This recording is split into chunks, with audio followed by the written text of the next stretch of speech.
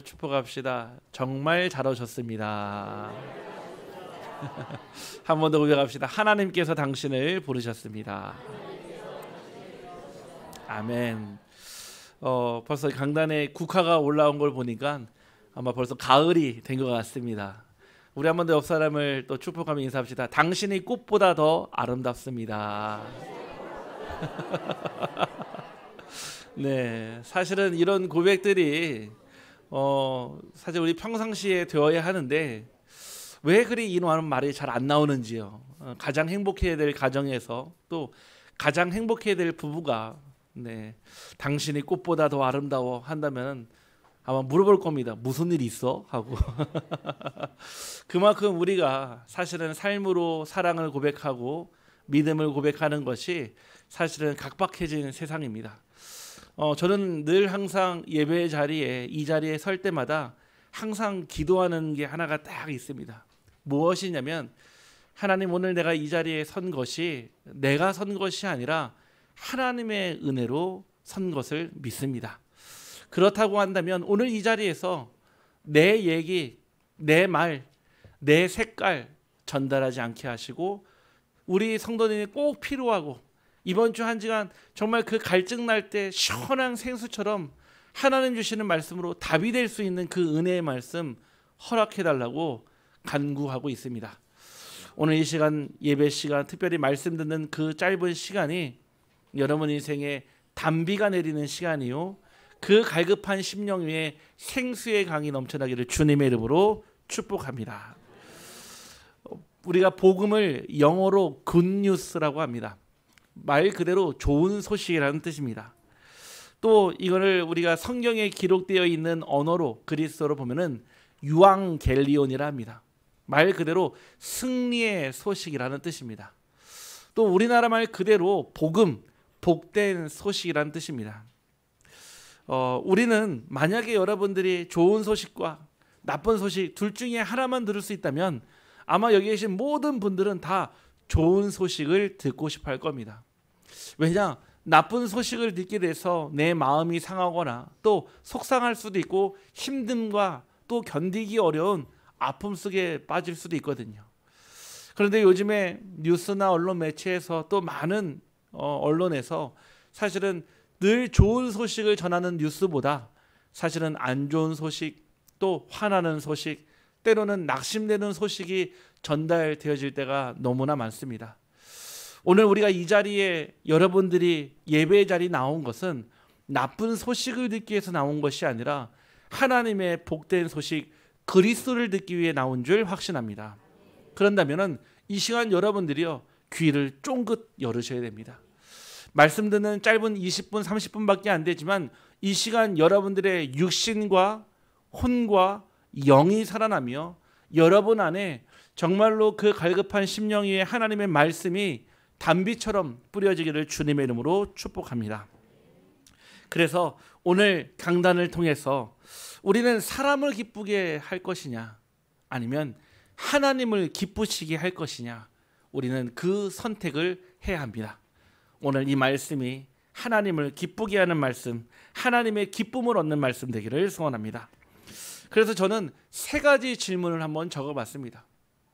혹여 저와 여러분이 이 들은 복음이, 받은 복음이 혹여 오직 복음이 맞는지, 혹시 나에게 희미한 복음으로 다가오지 않았는지, 뭔가 내가 교회는 다니는데 집사도 되고 혹 권사도 되고 장로도 되었는데 내가 이 복음이 혹여 내게 선명하거나 분명하지 않고 마치 도수에 맞지 않는 안경을 써서 뿌옇게 보이는 것처럼, 또는 저 아침 해무로 인해서 운전을 해서 가지만 당장 코앞이 보이지 않는 길을 걸어가는 것처럼 혹여 이 복음이 나에게 희미하지 않았나 우리는 점검해 봐야 합니다.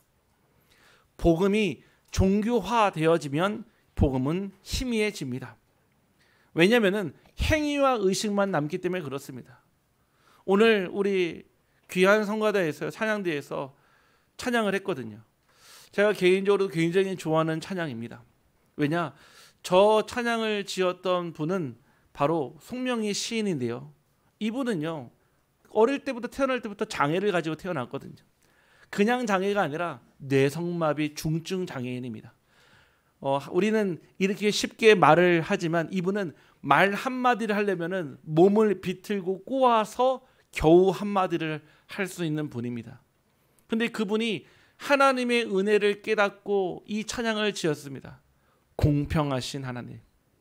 누가 볼 때는 절대 불공평하거든요. 나 가진 재물 없으나, 나 남에게 있는 건강 있지 않으나, 나 남에게 있는 모든 평범한 거 아무것도 없는데 하나님은요, 자기에게는 공평한 하나님이라는 겁니다. 왜냐? 남이 모르는 거 주셨다는 거예요.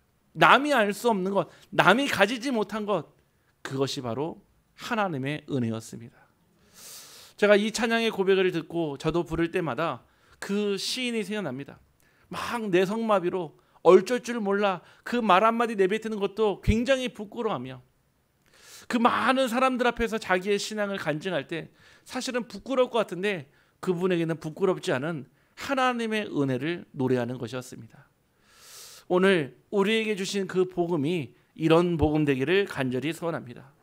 단순하게 형식과 의식만 남아있는 종교가 아니라 내게 생명이 되어지며 은혜가 되는 그 복음이 되기를 주님의 이름으로 축복합니다. 또 저는 질문합니다. 혹여 내게 주신 이 복음이 섞인 복음은 아닌지요? 복음의 기준이 분명하지 않으면 어쩔 수 없이요, 어떻게 됩니까? 섞어야 그 맛을 내려고 노력합니다. 기준이 불분명하기 때문에 맛을 낼 수 없고 흉내내려고 하는 혹시 그런 복음 아닌지 저는 질문하게 됩니다. 요즘에 방송을 보면은 거의 3가지 트렌드로 방송이 나오는 것 같습니다. 첫 번째는 보니까 여행을 많이 갑니다. 섬으로도 가고요, 저 멀리 유럽으로도 가고요, 심지어는 저 미국으로 가서요, 연예인들이요, 그 좌충우돌 겪는 이야기들이 많은 프로그램으로 나옵니다. 두 번째는 반드시 빠지지 않는 게 바로 음식입니다. 그 현지에 유명한 식당에 가서 맛을 보고 또 맛을 전하는 역할을 또 합니다. 그리고 마지막 3번째는 중요한 트렌드가 바로 대화입니다. 옛날에는 뭔가 몸으로 웃기고 뭔가 예전에는 상황으로 웃겼다면 이제는 대화로서 사람들의 그 감동과 뭔가 사람으로 하여금 그 감동 스토리를 만들어내게 합니다. 거의 요즘 프로그램들이 이 3가지 여행과 음식, 대화를 통해서 감동을 주고 있습니다. 그런데 그런 프로그램들을 잘 보다 보니까요, 뭔가 맛집으로 나오는 집이 있는데 특징이 있더라고요. 제가 한번 정리를 해봤습니다. 대부분요, 장사가 잘 되고요, 사람들이 막 몰려서 20명, 30명, 100명, 200명씩 기다리는 집들을 보니까 특징이 첫 번째가 뭐냐? 재료가 중요하다는 얘기를 합니다. 대부분 최상급의 재료를 가지고 그 허투루 작은 것도 쓰지 않고 가장 좋은 재료를 준비해서 그 재료의 본연의 맛을 끌어내기 위해서 최대한 노력을 합니다. 그래서요, 그들은요, 밤새 육수를 내는 것을 두려워하지 않습니다. 귀찮아하지 않습니다. 밤새요, 그 재료 본연의 맛을요 충분히 나타내기 위해서 노력하는 것을요, 그거를 업으로 삼고 있습니다. 또 보니까요, 손님이 많이 온다고 많이 만들어 팔지 않습니다. 맛의 변질을 막기 위해서 요리사가 할 수 있는 영양만큼만 준비를 하고, 그리고 그 양만 팔고 문을 닫습니다. 재료 소진 이렇게 써 있죠. 아마 절대 맛집이 아니면 재료 소진이라는 말을 써놓지 않습니다. 근데 사람들이 처음부터 그 가치를 인정해 주지 않습니다. 요리사의 정성과 그 기준을 알아주는 데까지는 꽤 오래된 시간이 필요합니다. 꼭 방송에 알려져야만 인정받는 것이 아니라 원칙대로 하니까요, 섞지 않고요, 그 기준대로 하니까 반드시 진가가 드러납니다. 복음도 그렇습니다. 우리는 오직 복음으로 충분하며 완전하며 모든 것입니다. 그 오직 복음이 내게 충분하지 않으니까 자꾸 우리는 섞습니다. 내 동기도 섞고요, 내 욕심도 조금 섞고요, 내가 가지고 있는 색깔도 조금 섞어서 뭔가 맛을 비슷하게 내려 하지만 결국은요, MSG로는 맛을 낼 수가 없습니다. 오직 복음 하나로, 혹여 내게 그 복음에 다른 게 섞여 있지 않은지 저는 질문하게 되었습니다. 마지막 3번째 질문은요, 내가 복음입니다. 여러분 아십니까? 성경의 신약에는 공간 복음이 존재합니다. 마태복음, 마가복음, 누가복음, 요한복음. 이 복음을 4명의 예수님의 제자가 똑같은 눈이 아니라 4명의 시선으로 보고 적은 복음이라 이 4명 마태, 마가, 누가, 요한이라는 이름을 따서 공관 같은 눈으로 봤다. 이 복음이라 합니다. 근데 우리는 여기에 하나 더 더해 내가 복음을 더합니다. 성경에는 내가 복음은 존재하지 않습니다. 그러나 신앙생활 속에서 실제로 내가 기준이 되는 신앙이 바로 내가 복음입니다. 이 복음이 가장 무섭습니다. 왜냐? 성경을 내 마음대로 해석을 하고 성경을 내 마음대로 내 기준대로 적용을 하며 하나님이 아니라 나 자신이 기준이 되기 때문에 그렇습니다. 특징은요, 이 내가 복음은요, 피드백이 금방 옵니다. 나 자신이기 때문에 내가 금방 알아차리고요, 내가 금방 막 은혜 받고요, 내가 금방 시험에 들기 때문에 피드백을 금방 받습니다. 그러니까는 뭔가 빨리 응답 받는 것 같고 쉽게 이해되는 것처럼 보이지만 결국은 자기 만족과 자기 확신으로 이 복음은 끝납니다. 하나님의 뜻과는 점점 멀어지고 결국 나의 만족을 위해 하나님을 섬기게 됩니다.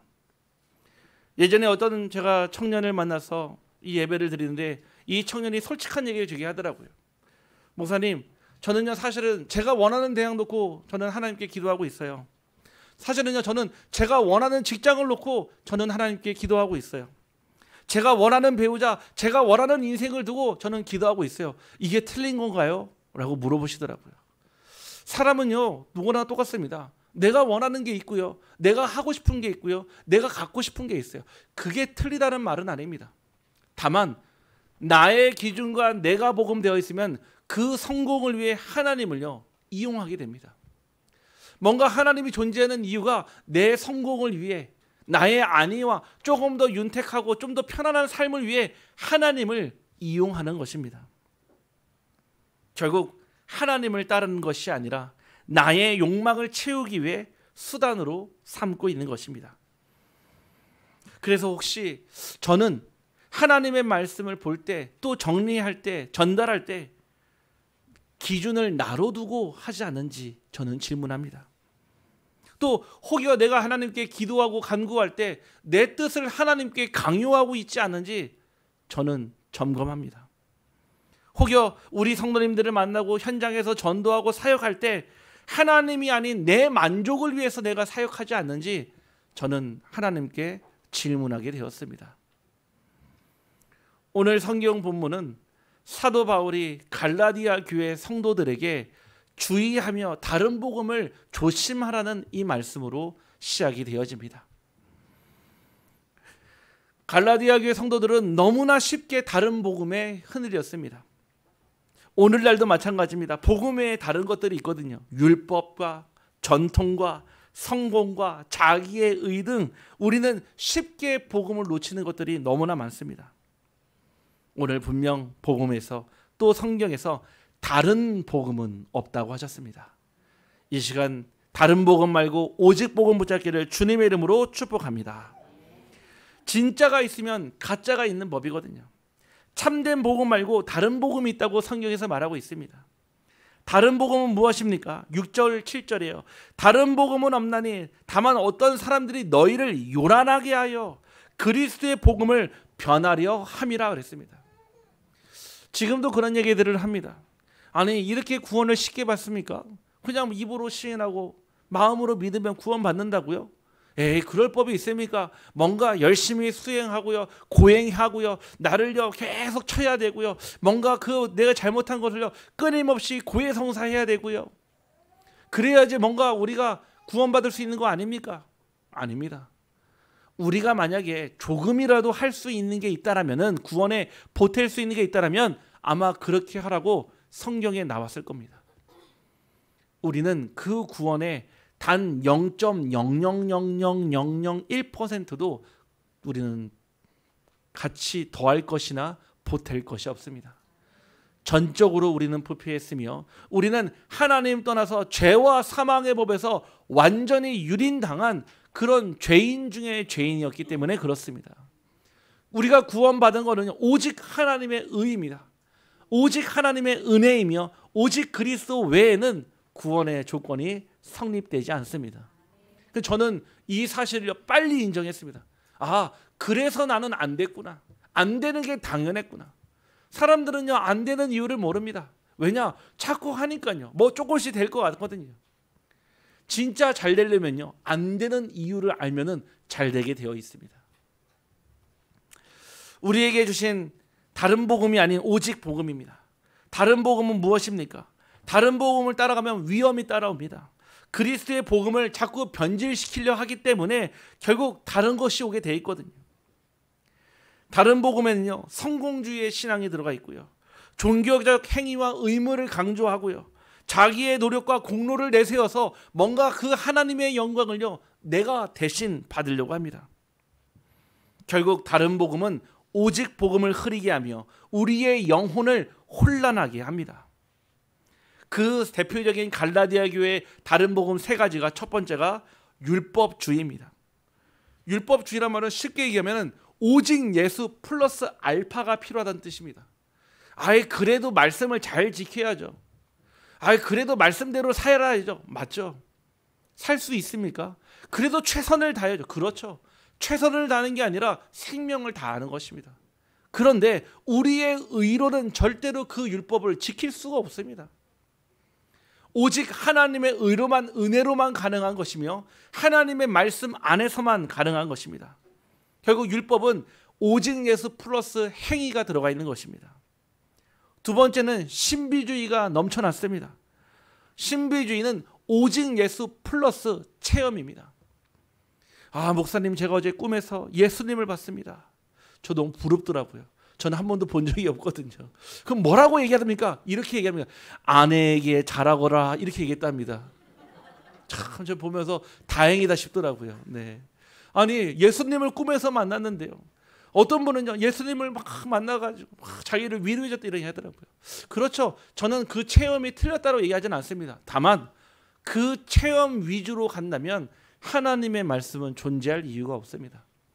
혹여 우리 성도님들 가운데 저는 체험할 수 있다고 확신합니다. 꿈을 꾸던, 환상을 보여주던, 예언을 하게 하시던, 다만 하나님이 주신 증거일 뿐이지 그 이상도 그 이하도 아님을 알기를 주님의 이름으로 축복합니다. 결국 이 갈라디아 교회에 물질주의가 들어왔습니다. 오직 예수 플러스 축복과 성공을 더한 것입니다. 누누이 말씀을 드리지만 우리가 예수를 믿는 것은 부자가 되기 위함이 아닙니다. 혹여 오늘 이 자리에 내가 돈을 많이 벌기 위해서 예수님을 믿으러 왔다면 다음 주부터는 안 나오셔도 되겠습니다. 네. 혹여 내가 뭔가 내 자녀가 잘 되고 성공하기를 원해서 혹시 예배드리는 분이 있다면 안 오셔도 상관이 없겠습니다. 구원의 목적과 복음의 목적은 그것이 아닙니다. 하나님께서 이 땅에 예수 그리스도를 보내신 것은 저와 여러분을 구원하시고 이 세상 사는 날 동안 하나님과 함께 하기 위해서 부르신 줄 확신합니다. 우리가 구원받은 사실은요, 부자가 되고 건강해지고 많은 것을 얻는 것보다 더 큰 가치가 있는 것입니다. 혹여 부모님이 돈이 많고 명예가 있고 능력이 있어야 아버지고 어머니입니까? 혹여 많이 못 배우고 가진 게 없고 혹여 만약에 다른 사람보다 능력이 없다면 부모님이 아닌 것입니까? 아니잖아요. 우리 하나님은요, 저와 여러분을요, 하나님의 자녀로 부르셨습니다. 제가 어제 큰일 날 뻔했습니다. 어제 오전에 병원에 이렇게 신방 사역을 마치고요, 오후에 이제 우리 예배를 준비하러 잠깐 교회에 들렸거든요. 요 앞에 차를 잠깐 딱 세우고 제가 시간을 재보니까 한 15초를 빨리 들어와서 교재와 책을 다 챙겨드는데 밖에서 누가 빵빵빵빵 소리를 치는 겁니다. 안 그래도 요즘에 저희 교회로 인해서 지역에 주차 문제가 심해서 늘 예민해 있는데 혹여 피해를 끼치면 안 되기 때문에요, 빨리 나갔거든요. 빵빵빵빵 하는데 제 말은요, 차 빼세요 막 이게 들리더라고요. 그래서 제가 막 뛰어나가가지고요, 차를 빼면서 고개를 90도 숙이면서 죄송합니다 하고 인사를 드렸거든요. 그래서 제가 차를 딱 빼려고 하는데 또 빵빵빵빵 누르시는 겁니다. 그때 순간 제 안에 기쁜 흑암이 올라왔습니다. 아, 저분이 나랑 오늘 한바탕 하자는 얘기구나. 아, 오늘 저분이 나랑 만나자는 얘기구나. 그래서 제가 차문을 딱 뜯고 딱 차로 다가갔습니다. 거기에 우리 교회 집사님이 앉아 계셨습니다. 사랑하는 딸과 또 그 딸이 귀한 손녀를 데리고. 왜 눌렀냐? 목사님 이 뜻인데 저는요, 차 빼세요. 큰일 날 뻔했죠. 만약에 제가 거기서 혈기 분노를 했다면은 아마 이 자리에 지금 안 앉아 계시겠죠. 네. 아니 그 딸과 손녀를 저한테 보여주고 싶어서, 예, 저를 막 부른 거였어요. 목사님. 네. 얼마나 이쁘던지요. 네, 잠깐, 예, 축복해주고 잠깐 봤지만은, 이처럼요, 우리는요, 내 생각, 내 기준, 하나님의 말씀을 볼 때요, 혹여 우리는 다른 복음으로 하나님을 찾고 있지 않은지. 아마 여기 계신 우리 성도님에게 제가 종이 한 장과 크레파스를 드리고 한번 여러분이 생각하는 하나님을 그려보세요라고 하면은 100명이면 100명 다 다르게 그릴 것입니다. 그렇게 했죠. 내가 생각하는 하나님의 이미지가 다 다를 수 있으니까요.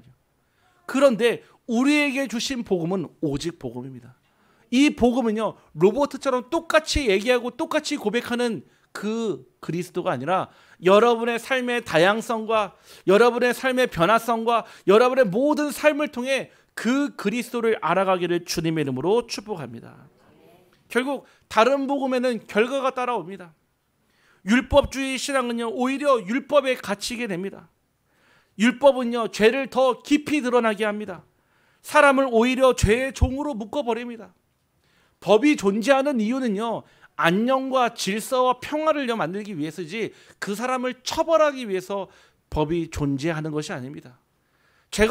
법이 존재하는 이유는요, 질서를 지키고요, 뭔가 그 질서를 통해서 안녕과 번영을 꿈꾸기 위해서 있는 거지, 처벌하기 위해서, 가두기 위해서 법이 존재하는 것이 아닙니다. 율법도 마찬가지입니다. 하나님께서 우리에게 주신 이유는요, 율법 앞에 의인 없으며 복음 앞에 죄인이 없는 줄 확신합니다. 갈라디아서 5장 4절에 율법으로 의롭다 하려 하는 이는 너희는 그리스도에서 끊어지고 은혜에서 떨어진 자라고 성경에서는 말하고 있습니다. 절대 우리는 율법의 의로 하나님을 기쁘시게 할 수가 없습니다. 결국 율법주의 신앙은 저주 아래에 있게 하고 죄와 사망의 종이 되게 하며 그리스도와 분리되게 하며 구원에 이르지 못하게 합니다. 두 번째, 신비주의의 결과입니다. 아무도 꾸며낸 겸손과 천사 숭배를 이유로 너희를 정죄하지 못하게 하라. 그는 그가 본 것에 의지하여 그 육신의 생각을 따라 헛되이 과장한다 라고 했습니다. 골로새서 2장 18절입니다. 신비한 사람은요, 신비 체험을 했기 때문에 겉으로는요, 겸손한 척합니다. 하지만요, 그 안에는요, 넌 봤어? 난 들었는데, 나는 봤는데, 뭔가 나도 모르는 다른 사람보다 있는 교만이요, 나를 사로잡고요, 모든 능력과 거짓 기적과 불의의 모든 속임으로 계속 멸망의 길을 가게 하는 것이 바로 신비주의입니다. 결국 물질주의의 결과는요, 마태복음 6장 24절에 분명히 하나님과 돈을, 재물을 겸하여 섬길 수 없다고 있습니다. 돈은 아무런 잘못이 없습니다. 그 돈을 바라보는 인간의 시선과 그 돈을 사용하는 인간의 사용 목적이 다를 뿐인 거죠. 하나님은 분명히 우리에게 축복의 도구로 주셨는데, 사람들은요, 하나님과 동등된 존재로서 재물과 하나님을요, 겸하여 섬깁니다. 흔히 많은 응답을 가진 사람들이요, 이런 얘기를 합니다. 돈을 따라가지 마라, 이런 얘기를 하거든요. 그 얘기는요, 돈에 무관심하라는 얘기가 아닙니다. 돈을 따라가지 말라는 얘기는 그 돈의 속성에 속지 말라는 겁니다. 돈은요, 끝이 없습니다. 돈은요, 그 끝이 없어요. 누구든 계속해서 만들면 만들어질 수 있습니다. 사람의 욕심이 그렇습니다. 늘 채운다고 채우지만은 언제 채워야 만족이 될까요? 사람은요, 조금 더, 조금만 더.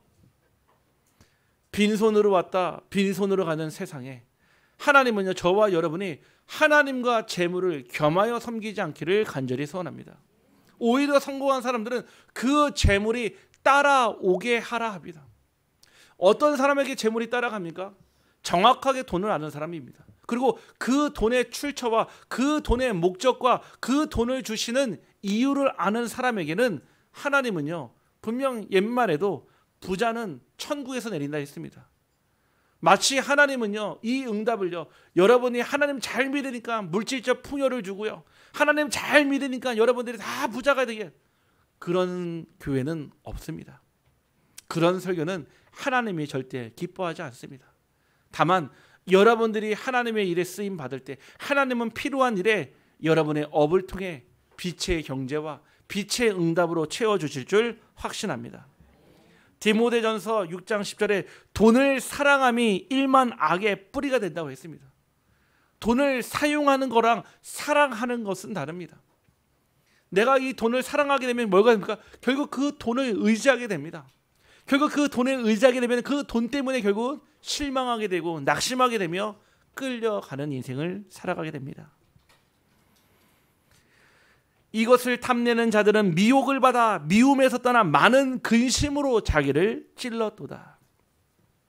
돈이 많으면 근심이 사라진다 하지만 그렇지 않습니다. 오히려 돈이 있으면 근심도 늘어납니다. 왜냐? 지켜야 되기 때문에 그렇습니다. 여러분들이요, 하나님 앞에 구하는 그 경제가 하나님을 기쁘시게 하는 그 경제 되기를 주님의 이름으로 축복합니다. 야고보서 5장 2절 3절 말씀에 너희 보물은 썩었고 너희 옷은 좀 먹었으며 너희의 금과 은은 녹이 슬었으니 이 녹이 너희에게 증거가 되며 불같이 너희 살을 먹으리라. 너희가 말세에 재물을 쌓았도다. 성경에서는 이 돈에 대해서, 이 물질에 대해서 늘 경고하고 있습니다. 결국 나는 보물을 쌓았는데 하나님은 녹이 슬었다 하고요, 나는 그 녹슨 그 재물을요 나의 것으로 취하려고 하니까 결국 나의 살을 갉아먹는 사단의 도구가 되었습니다. 지금도 이 돈 때문에 부부가 부부의 연을 끊고 부부가 자녀를 버리고 자녀가 부모를 거부하며 이 돈으로 인해서 지금도 세상에서는 끊임없이 전쟁과 기근과 재앙이 오고 있습니다. 분명 하나님 주시는 축복의 도구이기 때문에 하나님의 방법대로 우리는 써야 하고 모아야 하며 우리는 그것을 가지고 하나님께 영광을 돌려야 합니다. 저는 우리 빛으로 교회 우리 모든 성도님들이 하나님 주시는 이 빛의 경제를 가지고 하나님 주시는 삶을 영위하며 또 하나님 주시는 삶으로 살아나기를 주님의 이름으로 축복합니다. 결국 돈을, 물질을 쫓아가는 인생은요 계속 끌려가는 삶을 살게 되어 있습니다.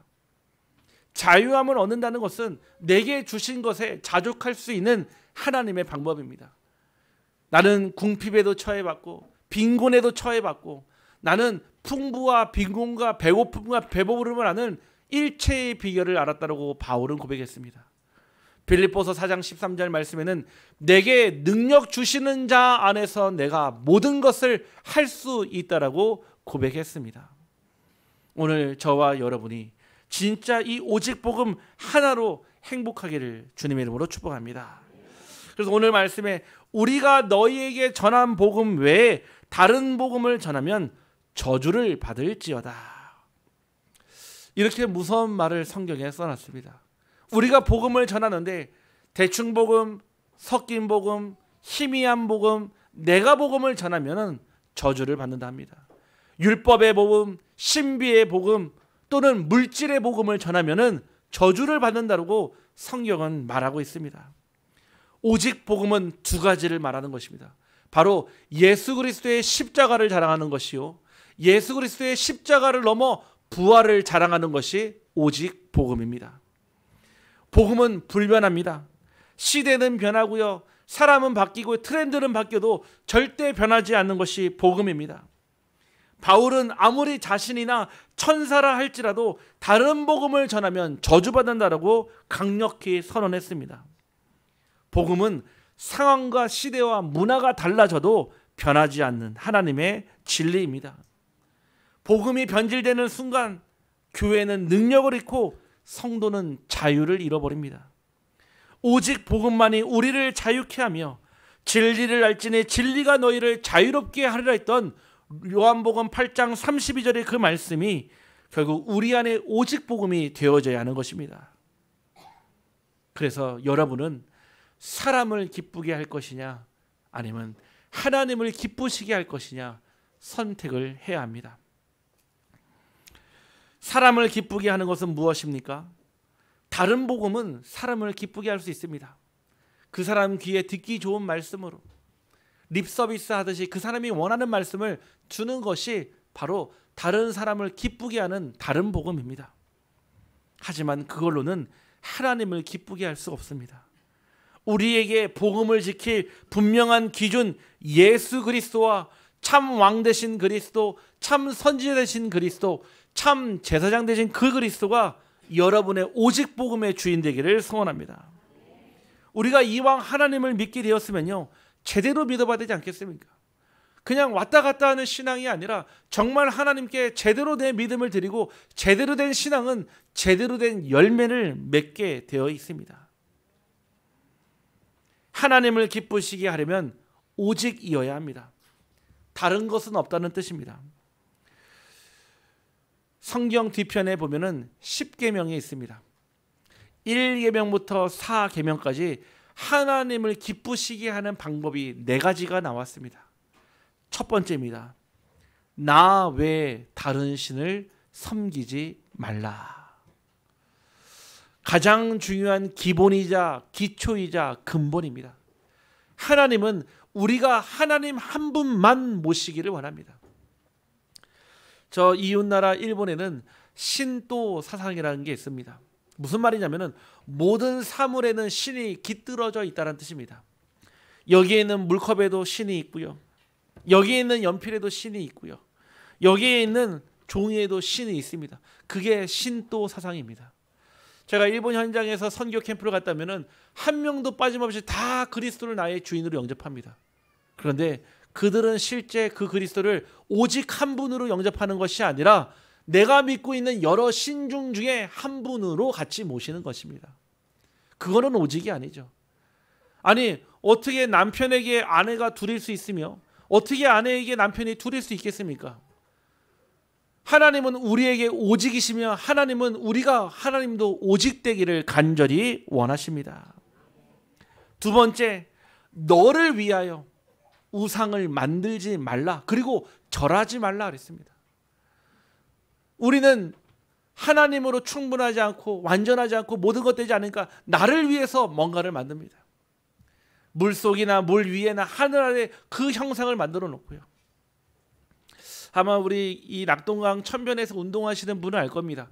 저쪽 용상에 가다 보면은 누가 돌탑을 크게 2개를 세워놨습니다. 지금도 세워지고 있는 중입니다. 지금 높이가 약 한 1m 한 20 정도 올라왔는데 제가 그 계산해 보니까 대략 한 2, 3m 정도 쌓아질 것 같습니다. 그분이 그 앞에다가 뭐라고 써놨습니다. 뭐라고 써놨냐? 종교는 미신이 아닙니다 라고 써놨습니다. 아마 그분에게 무엇인가 뜻한 바가 있으니까 그 돌을 넣고 또 세우면서 뭔가 간절히 기도하는 게 있겠죠. 언젠가 한번 만나게 되면 물어보고 싶습니다. 당신이 그토록 원하는 게 무엇인지, 왜 여기에 수천 개의 돌을 쌓아서 무엇을 하고 싶은지 물어보고 싶습니다. 아마 무엇인가 자기의 정성이 저 하늘에 닿기를 원하시겠죠. 그게 바로 우상입니다. 그분이 원하는 기도 제목은 틀리지 않았지만은 그분이 구하는 대상이 잘못된 것입니다. 그래서 우리가 하나님을 기쁘시게 하는 그 방법은 너를 위하여, 나를 위하여 우상을 쌓지 않고 절하지 않는 것입니다. 세 번째는 내 이름을 망령되이 부르지 말라 했습니다. 아니, 어느 누가 아버지의 이름을 함부로 부르는 자식이 어디 있겠습니까? 누가 어머니의 이름을 함부로 부르는 자녀가 어디 있겠습니까? 그 조남을 얘기할 때는요, 누구자, 누구자, 누구자를 붙이는 이유는 그 이름이 결국 내 존재의 설명의 가치이기 때문에 그렇습니다. 우리는 하나님의 이름을 망령되이 부르면 안 됩니다. 거룩하게, 우리를 부르신 이유와 목적대로 하나님의 이름이 불려질 때 하나님은 영광 받으시고 기뻐하시는 줄 확신합니다. 마지막 네 번째가 안식일을 지키라 이 말씀입니다. 안식일은 오늘 비단 일요일 주일만 뜻하는 것이 아닙니다. 많은 사람들은 주일만 예배 드리는 것이 안식일로 착각합니다. 아닙니다. 월화수목금토는요, 안식이라는 개념은요, 결국 하나님을 섬기며 하나님을 섬기는 일에 게을리지 않으면 내 평생의 이면계약으로 가지고 가는 것입니다. 이처럼 하나님을 기쁘시게 하는 방법은 단순하지만 우리의 삶으로 나아가야 할 때는 우리의 끝없는 영적인 싸움이 필요합니다. 그래서 우리는 하나님을 믿음으로 섬겨야 합니다. 히브리서 11장 6절 말씀에 믿음이 없이는 하나님을 기쁘시게 하지 못한다고 그랬습니다. 히브리서 11장 1절에 믿음은 바라는 것들의 실상이요 보이지 않는 것의 증거라 했습니다. 야고보서 1장 6절은 오직 믿음으로 구하고 조금도 의심하지 말라 그랬습니다. 믿음의 반대말은 의심입니다. 아내가 남편을 믿지 못하면 의부증으로, 남편이 아내를 믿지 못하면 의처증으로, 이 세상은 의심이, 의문이 가득한 시대입니다. 오직 하나님을 믿음으로 믿기를 주님의 이름으로 축복합니다. 결론입니다. 오직입니다. 다른 복음은 없습니다. 우리는 오직 복음 말아야 됩니다. 오직 십자가와 오직 부활만이 오직 복음의 생명을 불어일으킵니다. 우리에게는 유일한 복음, 다른 복음을 전하면 저주를 받을 만큼 복음은 절대적인 기준입니다. 복음은 대체가 불가능한 기준이며 세상은 수많은 길을 종교로 제시하지만 구원은 오직 그리스도밖에 없습니다. 결국 이것이 내 안에 들어올 때 우리는 하나님을 기쁘시게 하는 삶으로, 그 삶은 또 많은 사람들을 기쁘게 하는 삶으로 재창조되어집니다. 여러분들 혹시 만병통치약을 아십니까? 우리 약사님도 계시지만은 아마 이 세상에 절대 존재하지 않는 양이 바로 만병통치약입니다. 하지만 저 읍내에서나 시장에서 사람들을 불러 모으고요, 사실 우리 어르신들을 상대로 해가지고 그 약을 팔거든요. 전에 한번 제가 가보니까요, 물 한 병을요 3만 원에, 치약 하나를요 8만 원에 팔더라고요. 이 치약으로 이를 닦으면은 그 임플란트 단 자리에서 새 이가 올라온다 합니다. 할렐루야. 네. 이 물을 마시면요 몸 안에 있는 모든 독소들이요 싹 빠진답니다. 할렐루야. 네. 마치 그 파는 약이 만병통치약인 것처럼 얘기합니다. 하지만 이 세상에 만병통치약은 존재하지 않습니다. 하지만 우리 인생의 죄와 사망과 사단의 문제를 해결하신 만병통치약은 오직 예수 그리스도이십니다. 오늘 그 만병통치약 대신 예수 그리스도를 붙잡고 여러분의 삶의 병든 부분에 치유가 일어나고 여러분의 삶에 안 되어지는 부분에 되어지는 축복이 있기를 주님의 이름으로 축원합니다. 하나님 감사합니다. 우리를 사람을 기쁘게 하는 자가 아니라 하나님을 기쁘시게 하는 자로 부르시고 오직 복음 아니면 안 되는 오직 유일성 재창조의 증인으로 우리를 부르심에 감사를 드립니다.